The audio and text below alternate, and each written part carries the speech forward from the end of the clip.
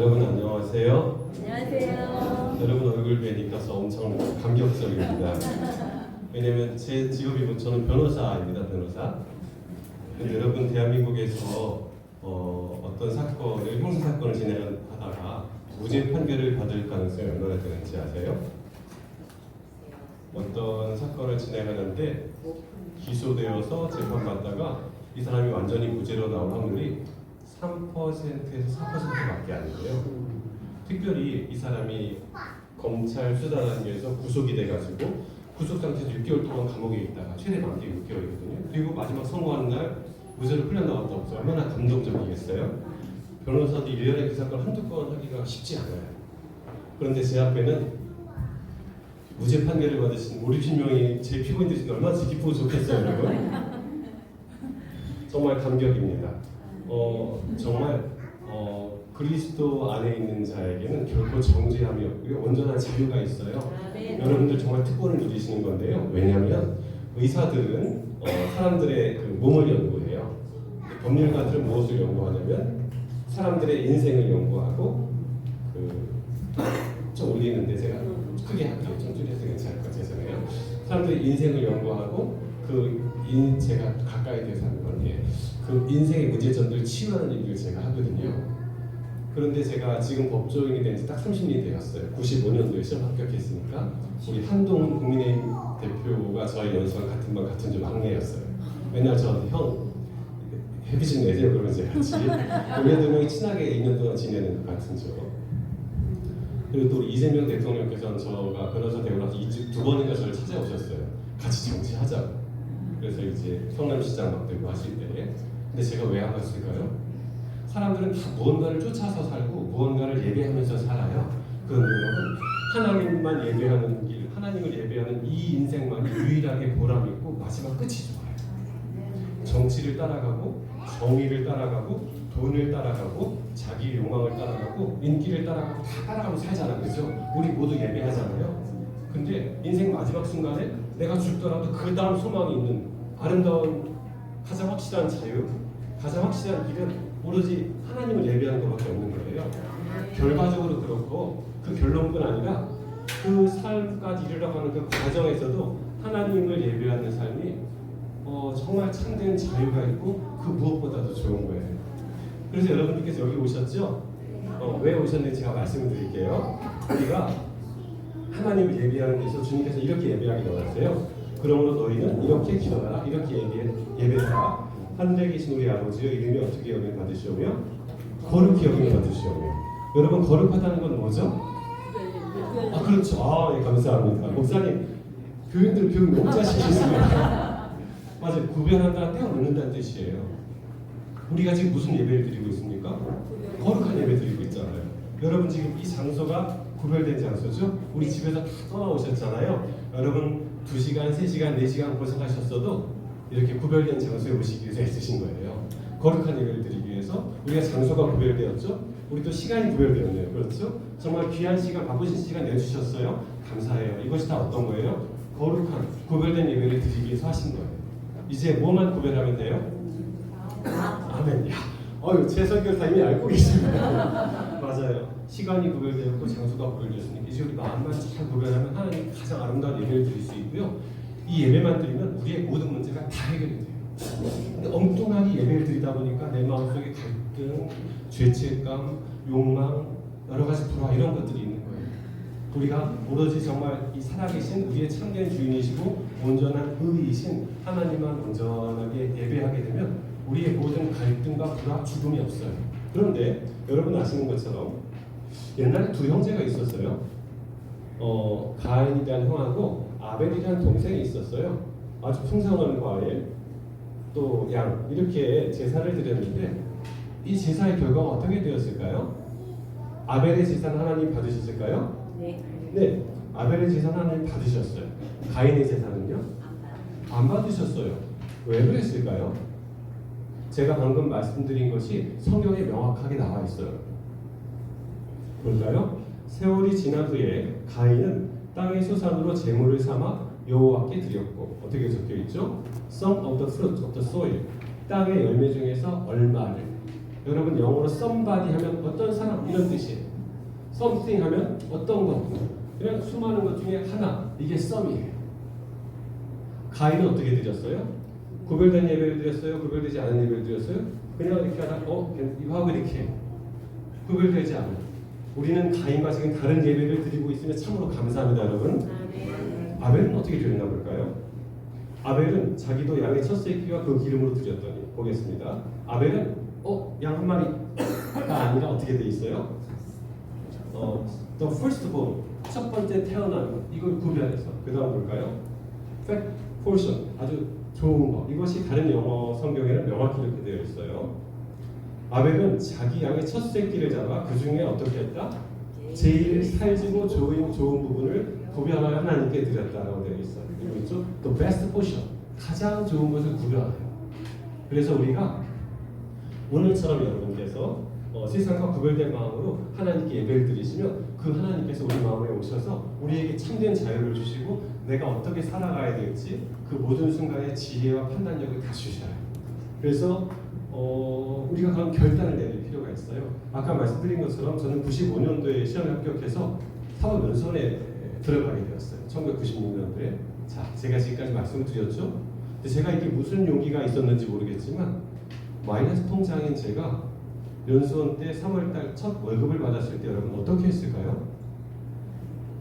저는 이 내가 사법시험 합격한 것이 저의 능력으로 시험 합격했다는 생각을 한 번도 해본 적이 없었어요.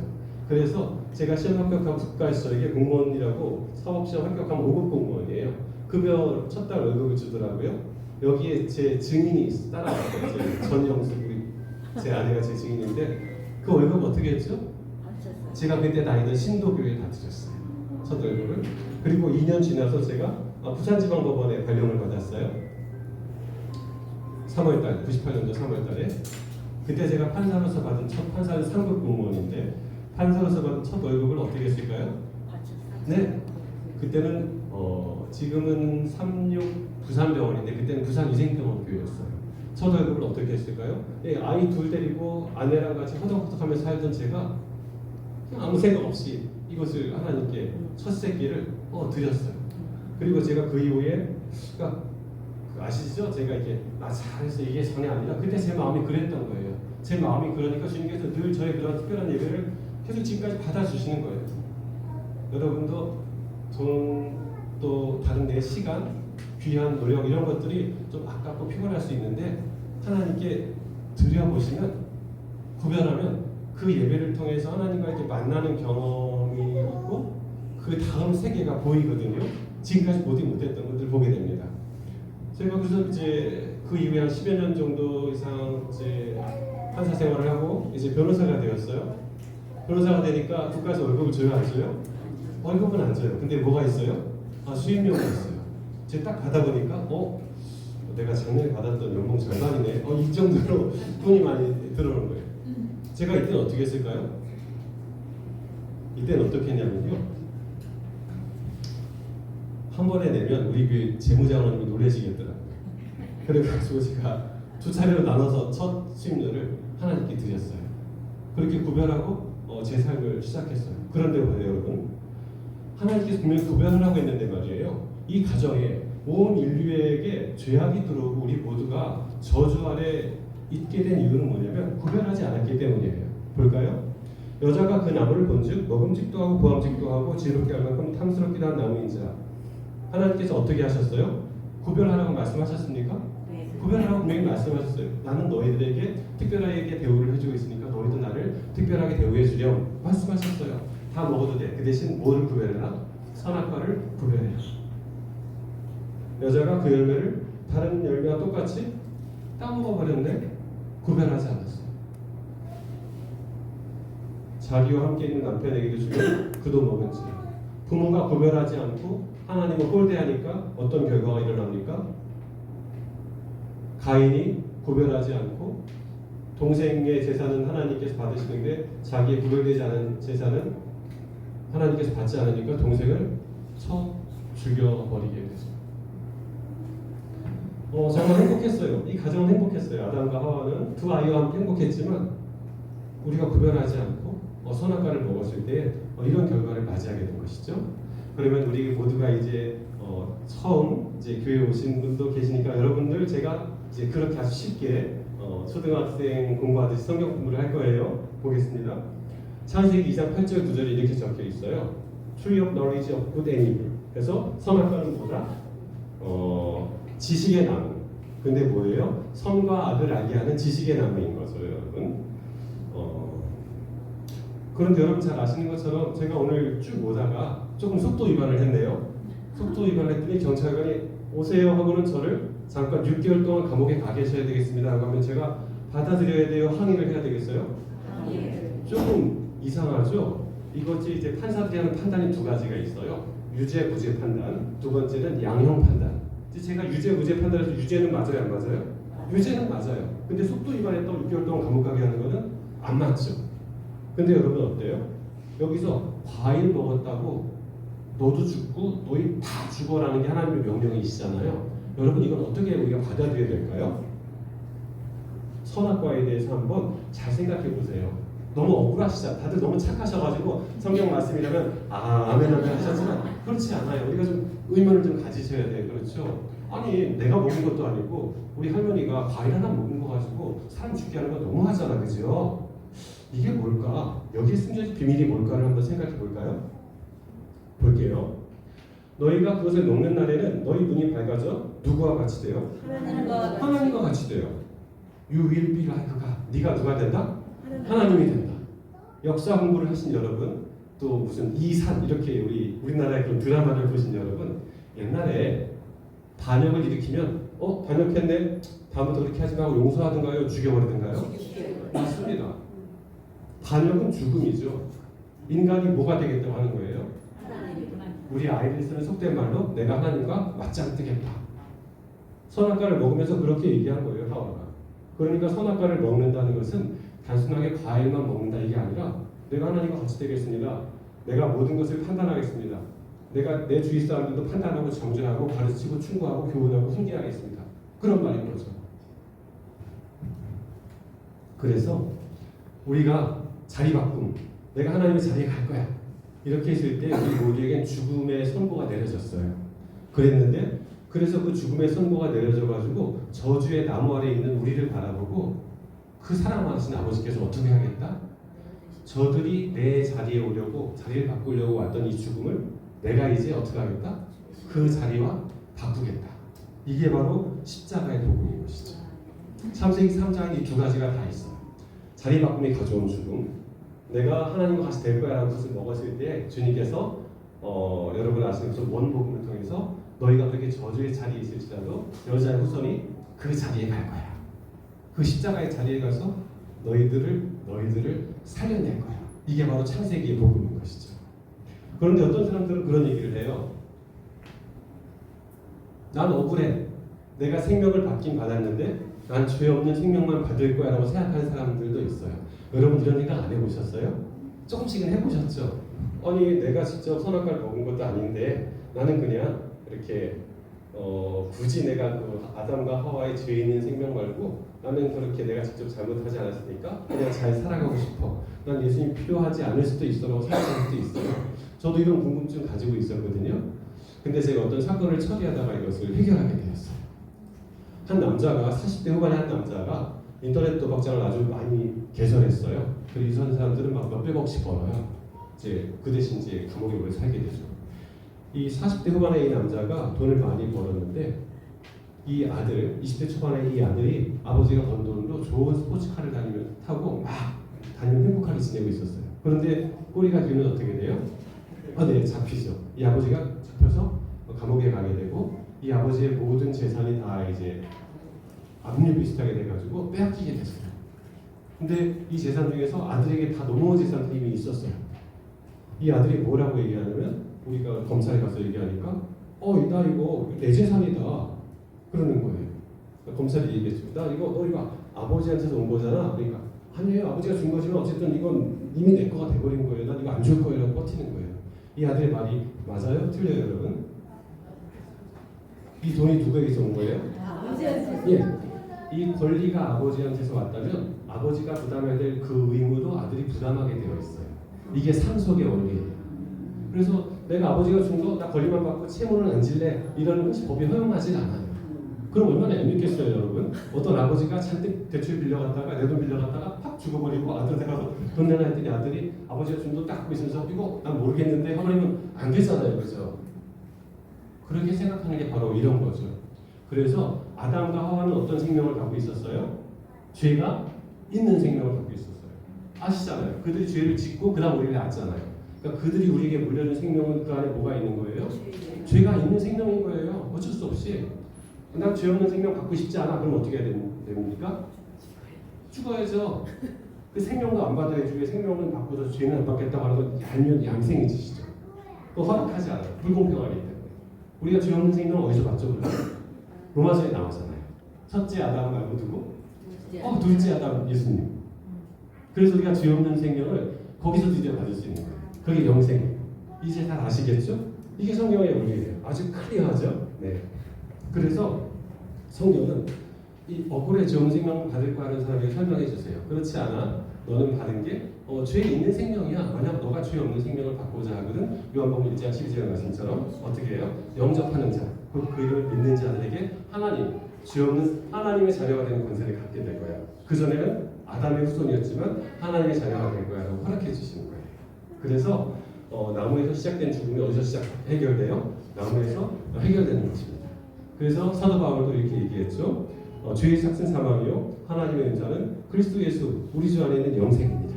그래서 우리가 잘못된 자리에 가게 되고 선악과를 먹겠다라고 자리바꿈할 때에 하나님께서 반대되는 자리바꿈 십자가에 있는 우리 자리에 그분이 되신 것이고 우리를 밀쳐내서 그 트럭 앞에서 죽음에 의해서 우리를 밀쳐내시고 대신 돌아가셨고 우리 새로운 생명을 주셨다라고 이해하시는 것이 성경 전체의 이야기입니다.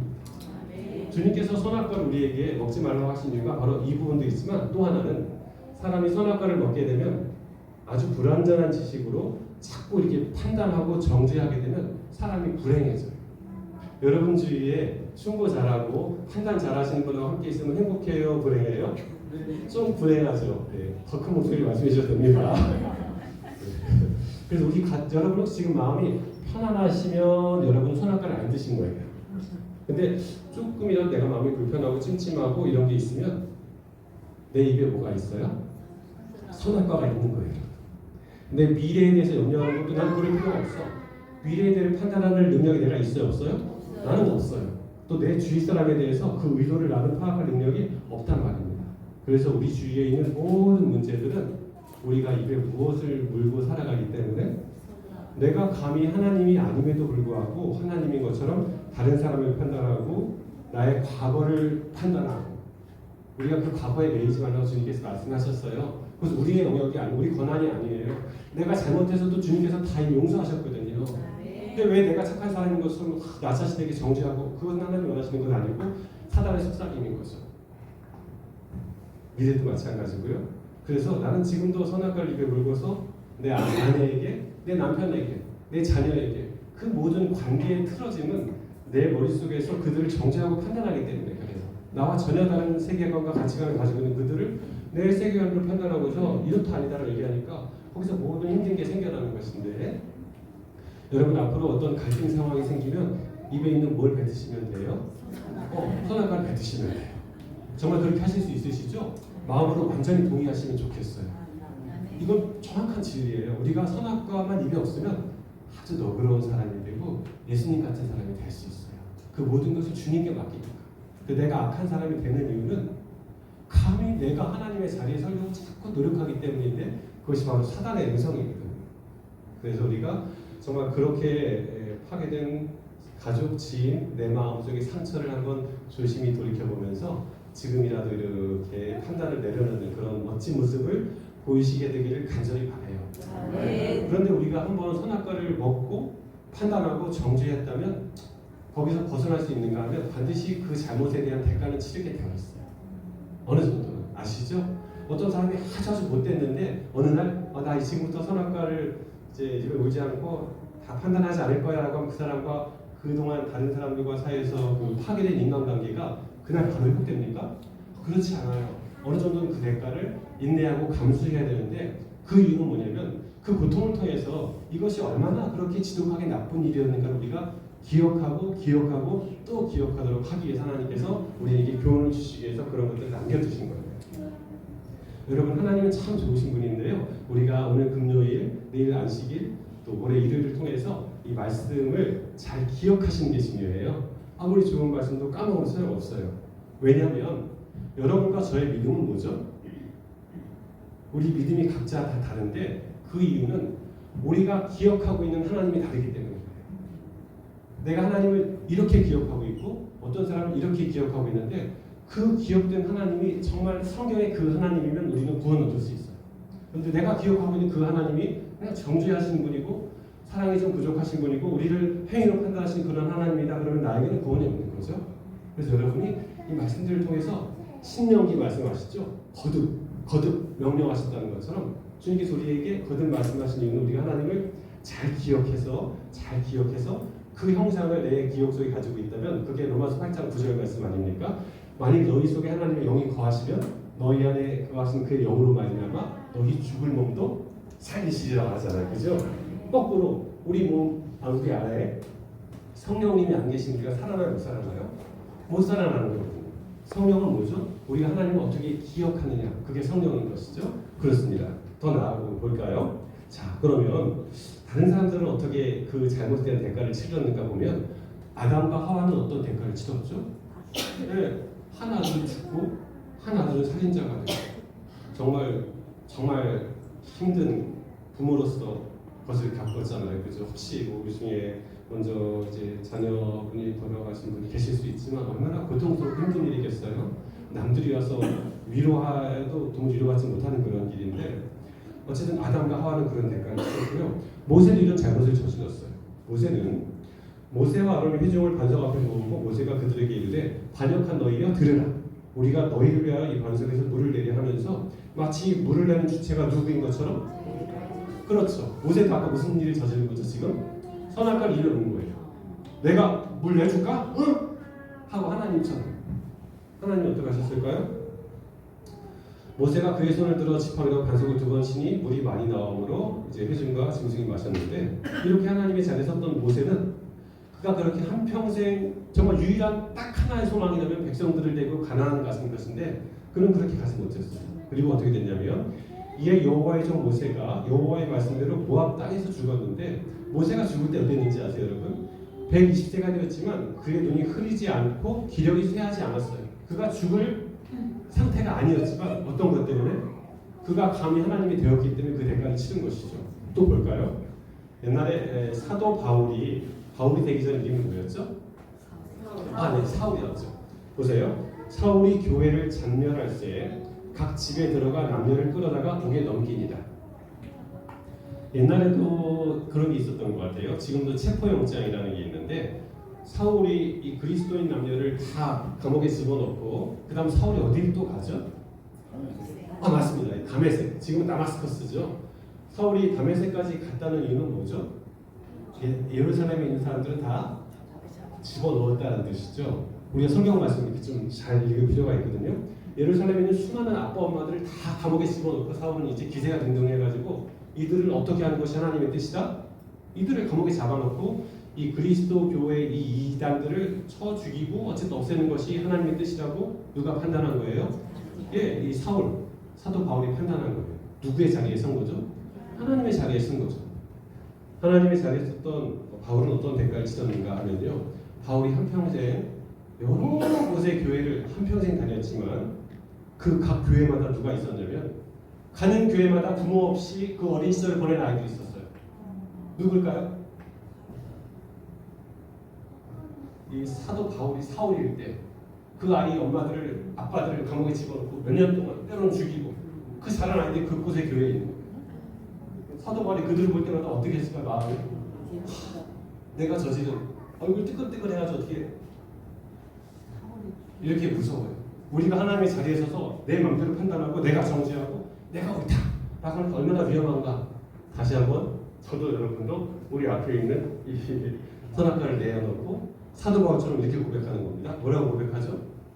오호라 나는 곤고한 사람이로다. 이 사망을 보면서 누가 나를 건져내랴. 이렇게 될 때 하나님께서 그에게 임하시고 그의 모든 문제를 다 해결해 주시고 그의 과거의 상처도 다 치유해 주십니다. 쉽게 얘기하면 이래요. 인간은 하나님께로부터 생명을 받았는데요. 방금 보여드린 것처럼 선악과를 먹으면서 반역했어요. 그리고 생명에서 단절된 것이죠. 중국은 우리나라보다 무서워요. 그래서 한 여자가 자신의 남편과 좀 바람을 피운 그 여자, 이 두 사람을 독살했어요. 그랬더니 중국은 바로 사형입니다. 그리고 이것은 실제 사형수의 모습이고 사형 집행일 당일의 어떤 영상을 찍은 거예요. 일반 죄수들은 무슨 옷을 입죠? 무슨 색깔? 주황색. 사형수는 빨간 조끼를 입습니다. 그리고 평소 입던 조끼를 벗고 뭘로 갈아입어요? 예, 사형복으로 이제 갈아입습니다. 이 여자분은 자신이 이제 어느 정도 동기는 있었지만 그래도 한 남자와 한 여자를 독살했기 때문에 사형에 대한 집행을 받으면서 반성의 의미로 사진 촬영을 허락한 것입니다. 그리고 마지막 날 뭘 먹었을까요? 국수와 계란 2개가 이렇게 주어진 것입니다. 그리고 교도관들과 이제 마지막 인사를 나누죠. 총사령을 받은 사형수가 이제 드디어 사형장으로 꽁꽁 묶여서 이동하는데요. 이것이 이 삶의 마지막 뒷모습입니다. 참 안타깝지만 죄를 지었으면 죄값은 받아야 하는 법이죠. 우리 모두가 어떤 생명을 받았다고 여러분? 죄 있는 생명을 받았죠. 아까 보신 것처럼 로마서 6장 23절 어떻게 적혀있던가요? 죄의 삭은 사망이다. 그러면 우리 정확히 보셔요. 저 뒷모습이 누구의 모습입니까? 예, 우리 중에 죽지 않은 사람 없는 것처럼 저를 포함해서 우리의 뒷모습인 거죠. 근데 하나님께서는 저 사형수의 뒷모습을 보고 창세기 1장을 떠올리세요. 하나님이 이르시되 우리의 형상을 따라 우리의 모양대로 우리가 누굴 만들고 사람을 만들고 여러분과 저는 사형수이지만 누구의 자녀예요? 하나님의 자녀예요. 우리 할아버지 장모님 계셔도 하나님 보시기에는 소년이고 어린 아가인 거 아시죠? 주님은 정말 어린 아가처럼 생각하세요. 왜냐하면 옛날 소년일 때 생각하면 얼마 안 지난 것 같잖아요. 그죠? 정말 그렇거든요. 우리 할머님도 하나님 보시기엔 진짜 아가고 소녀예요. 그런데 이 아가와 소녀가 또 아들이 무슨 옷을 입고 있어요? 빨간 옷을 입고 있어요. 하나님이 견디실 수 있을까요? 못 견디실까요? 여러분과 제 마음과 똑같아요. 저도 제 작은 아들이 저 옷을 입고 저렇게 입다. 제가 무슨 수를 써서라도 최소한 사용만을 면하게 할 것 같아요. 무슨 돈을 들이든 어떻게 하든지. 하나님께서 그래서 우리에게 무엇을 주셨어요? 십자가를 주신 것이죠. 그러니까 십자가는 너무나 자연스럽고 당연한 것 같아요. 부모의 입장에서 자녀가 사형을 당하고 사형 집행장으로 걸어가는 그 모습을 가만히 두고 볼 수만 없기 때문에 주님께서 십자가를 주신 것입니다. 저는 그래서 법률가로서 이런 것들을 매일매일 경험해요. 한 대학생이 있었어요. 얘는 착하고 좋은 아이인데요.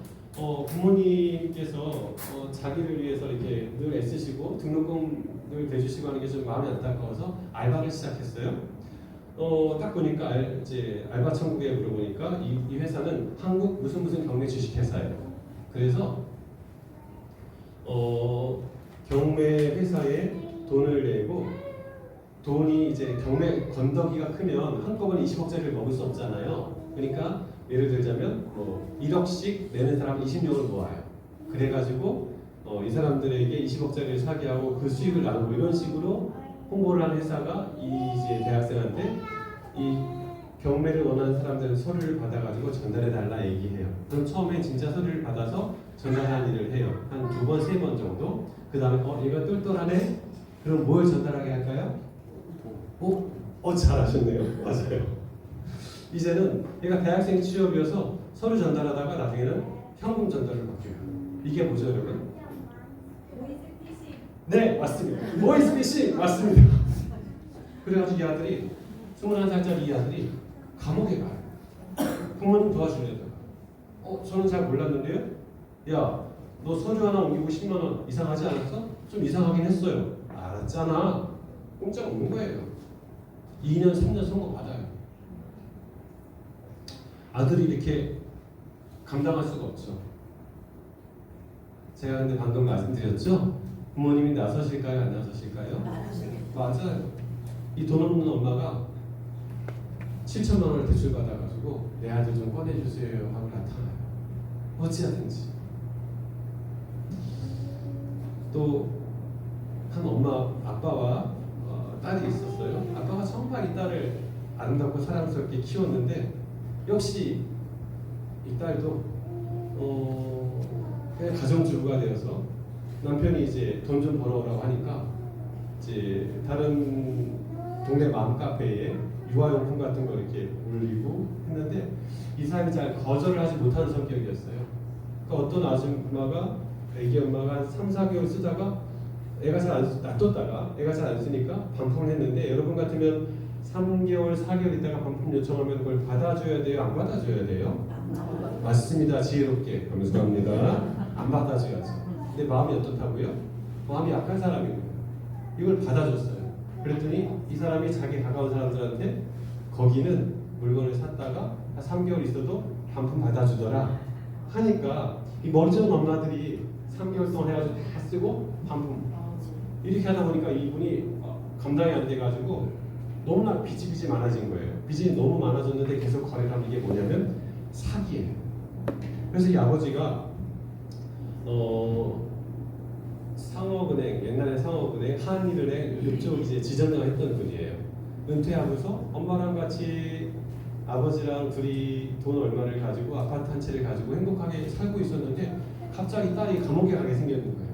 그러니까 이 경찰서에 딸이 구속될 것 같으니까 가지고 있는 현금을 다 갖다 주고 구속을 막았어요. 그랬는데 구속을 막고 구속 안 됐으면 저를 만났을까 안 만났을까? 안 만났겠죠?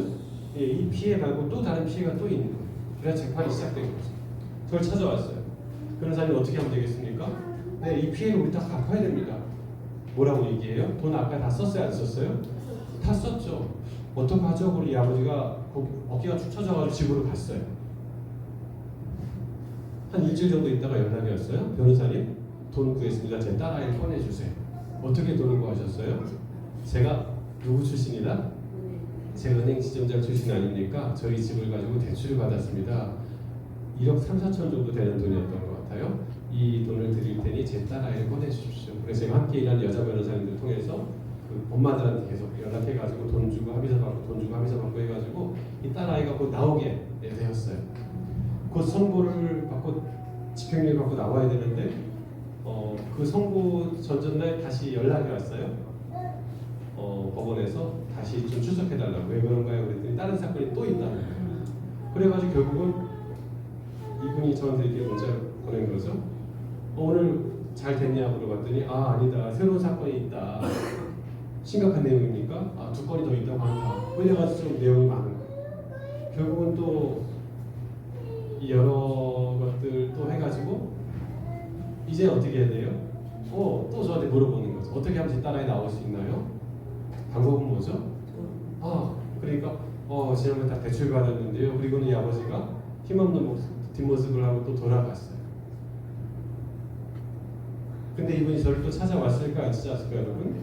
예, 하나님보다 못하지만 인간 아버지도 딸을 구하게 찾아오세요. 그리고 저한테 하는 말씀이 집을 팔았습니다. 저와 아내가 월세로 옮기기로 했고요. 그 다음 빨리 파는 대신에 좀 싸게 파는 대신에 계약금을 많이 달라고 해서 돈을 가져다 드리니까 제 딸아이를 도와주세요 라고 하고는 저에게 무심양면으로 도와주셔서 감사합니다. 새벽에 교도소에서 아이를 데리고 왔어요 라고 해요. 감당할 수 있는 문제 앞에서 누가 나타나세요? 아빠가 나타나시는 거죠. 정말 감당할 수 없는 문제들 앞에서 늘 아빠와 엄마가 나타납니다. 우리 짧은 영상 하나 볼까요? 말들은 태어나자마자 이렇게 걷는 모양이에요. 근데 이 망아지는 좀 태어나면서 제대로 못 태어났던 것 같아요. 그래서 엄마가 막 젖이 뚝뚝뚝 떨어지는데도 이 망아지가 젖을 먹지 못하거든요. 어떤 일이 좀 있는지 한번 보도록 할게요.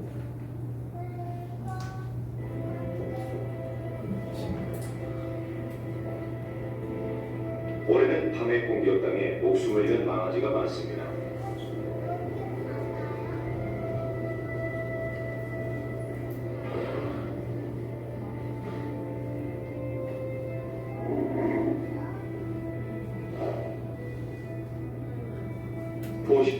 허락하지 않고 살아남기 힘든 환경입니다.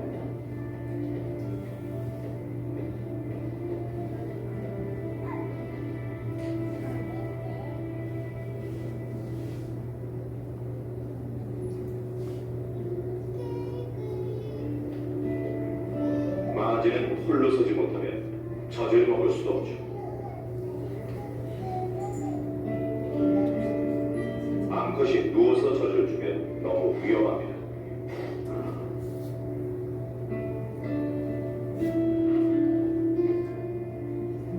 이제 수컷도 방법이 없죠. 무리를 지키기 위해 돌아가야 합니다.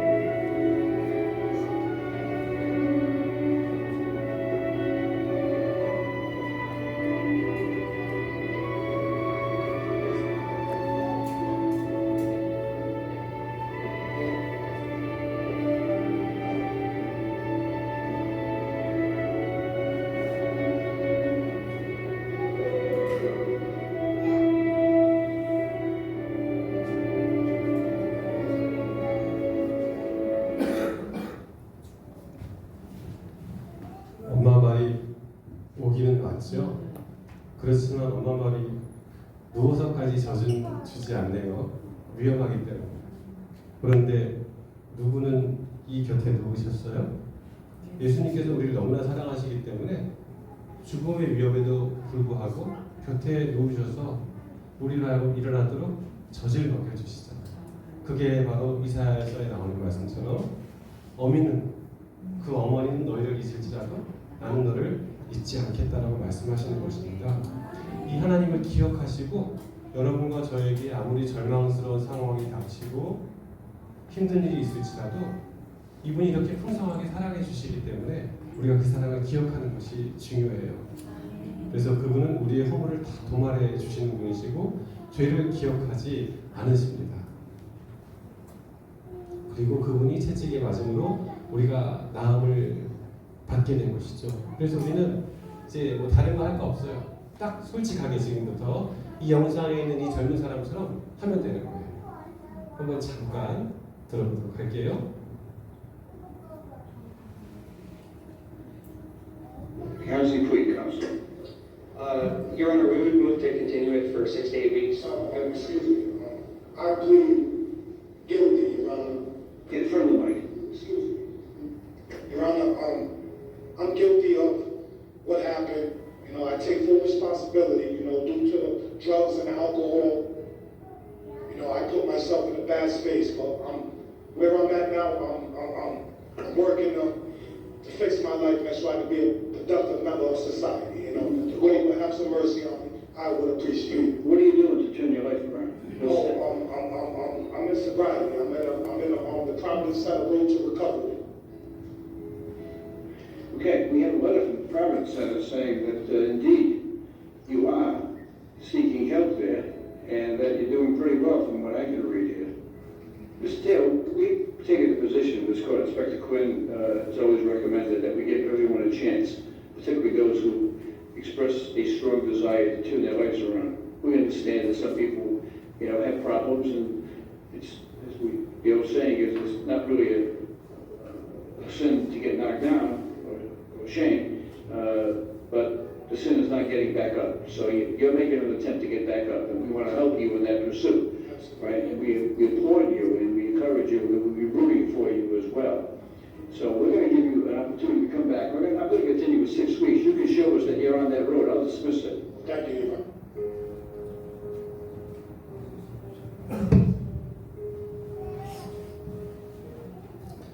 사랑하고 존경하는 여러분, 제가 진솔하게 모든 책임이 나에게 있고 내가 그동안 조금 잘못 살아온 것들을 인정하게 되면 하나님께서 그 모든 것들을 다 인정하시고 우리의 죄를 기억하지 않으시고 그분을 위해서 우리의 죄를 다 도말해 주십니다. 우리가 더 이상 과거의 실수와 잘못과 어떤 상처들로 인해서 더 이상 고통받지 않으셔도 된다고, 이 용서를 받아들여도 된다고 주님께서 말씀하세요. 딱 한 가지만 더 말씀드리고 오늘 마무리하려고 하는데요. 우리가 받아들인 이 용서 말고 용서가 주는 또 다른 자유가 있습니다. 우리가 아까 보셨던 주기도문을 보면 이렇게 되어 있어요. 우리가 우리에게 죄 지은 자를 사하여 준 것 같이 우리의 죄를 사하여 주옵시고라고 되어 있는데요. 성경은 이 죄를 사한다라는 것을 Forgive us our debts에서 빚을 탕감한다라고 얘기합니다. 우리 모두에게 뭐가 있다는 뜻이에요? 갚아야 될 빚, 채무가 있다는 뜻입니다. 잠깐 법률 얘기를 좀 하자면요. 우리 보통 법원에서는 이제 민사사건, 형사사건 이런 것을 처리하잖아요. 근데 우리나라에 특별한 법원이 있어요. 무슨 법원이냐면 행정법원이라고 들어보셨습니까? 예, 국가를 상대로 사건, 행정사건, 행정법원이 있고요. 또 이혼이나 자녀 양육이라든지 상속 이런 것들을 특별하게 취급하는 가정법원이 있어요. 그리고 또 다른 특별법원이 있는데 잘 못 들어보신 것일 수 있어요. 뭐냐면 회생법원이라고 있어요.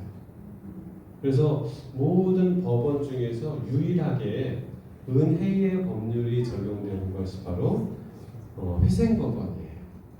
이걸 알면 내 주위의 사람이 일가족이 다 같이 죽는 일을 하지 않도록 알려주실 수가 있어요. 왜냐하면 우리 사회 한 공동체 구성원이잖아요.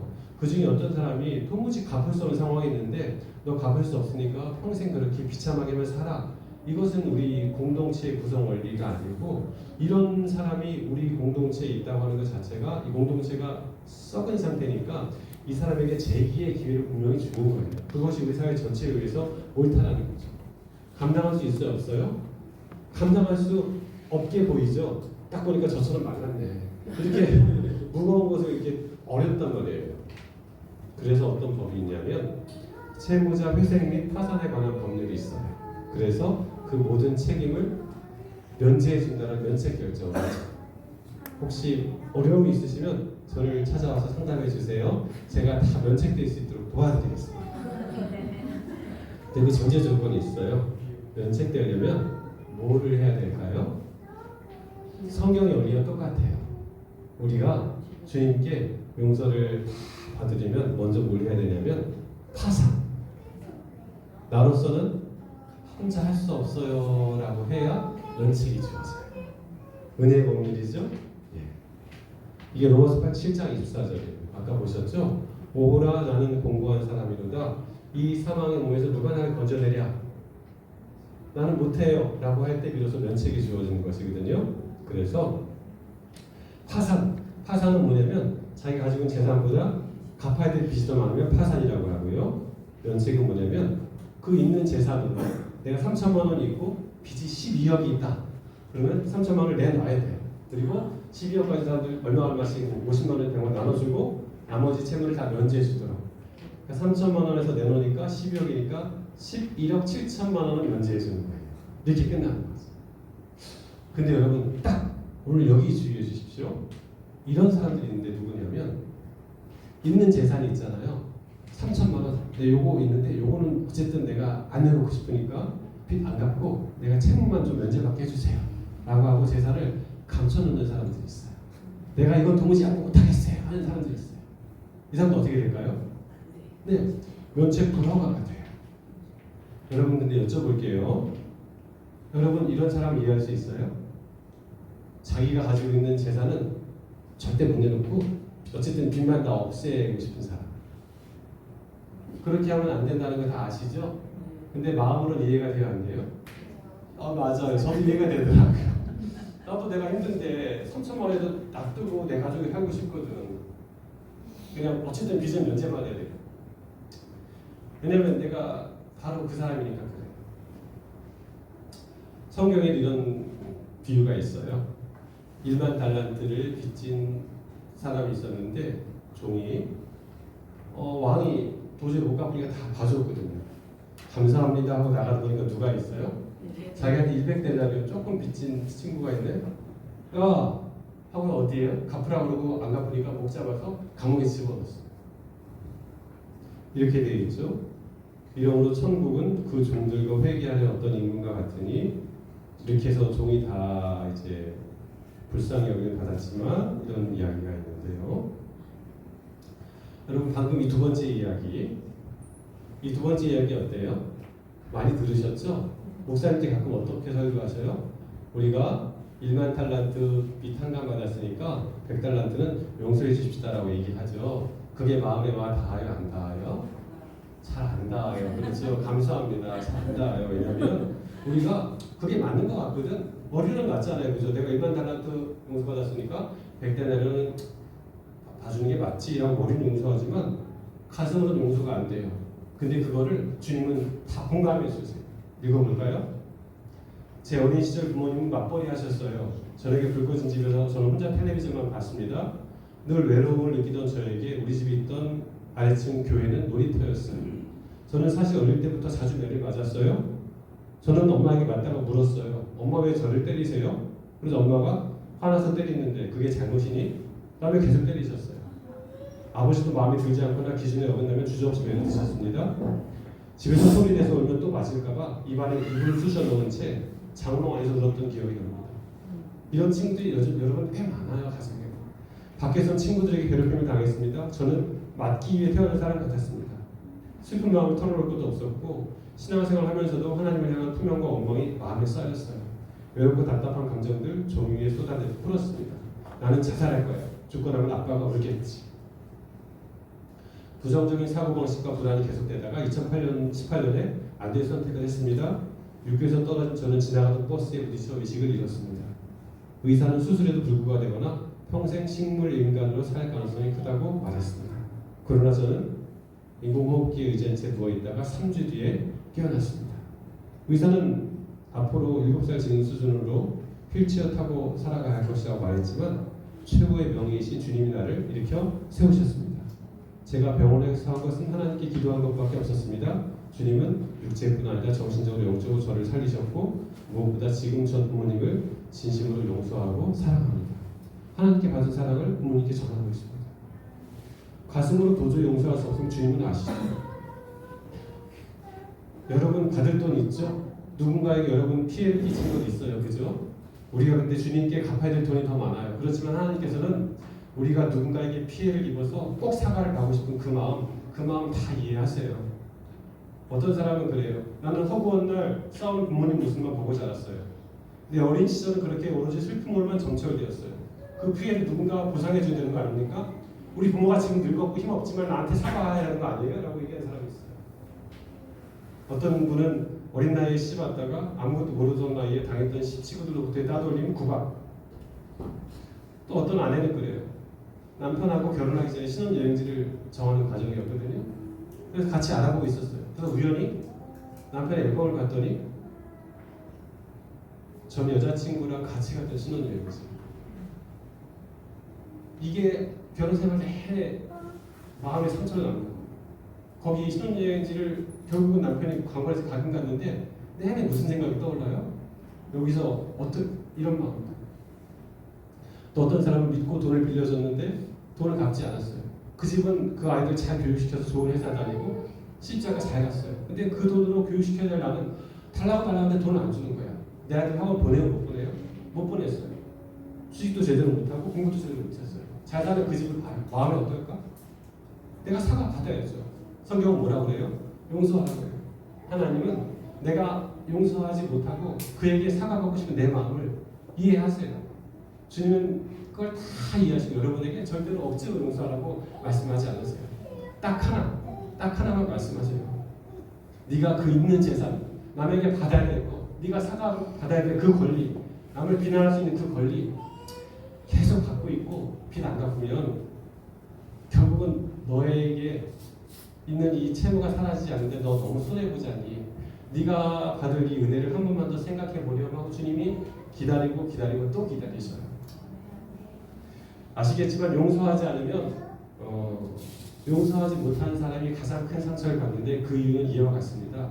내가 누군가를 용서하지 못하고 있으면 내 잠재의식이 세상에 용서받지 못하는 죄가 있구나라는 확신을 가지게 돼요.